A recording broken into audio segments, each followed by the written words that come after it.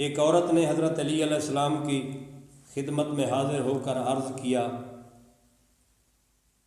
کہ مولا، آپ اسے جائز قرار دیتے ہیں کہ جوان شوہردار عورت اپنے باپ سے اجازت لے کے دوسرا شوہر کر لے؟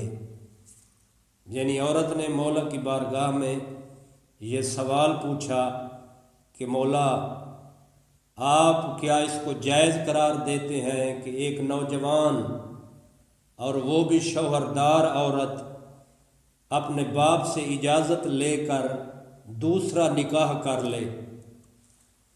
کہتے ہیں کہ لوگ عورت کے اس سوال پر متعجب ہوئے، مگر سلونی قبلہ ان تفقدونی کا دعوے دار علی ابن ابی طالب اس عورت کی بات فوراً سمجھ گئے کہ دراصل یہ عورت یہ بتانا چاہتی ہے کہ اس کا شوہر اس کے قابل نہیں ہے۔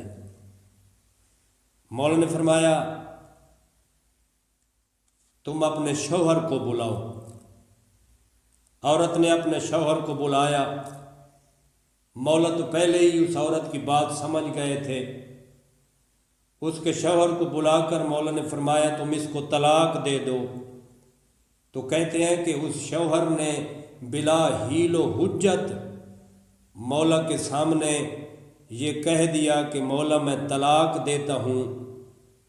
یہ بھی مولا کے اس فرمان کی تصدیق تھی، اگر یہ مرد اس قابل ہوتا تو مولا سے ضرور پوچھتا کہ مولا وجہ کیا ہے جو میں اس عورت کو طلاق دوں۔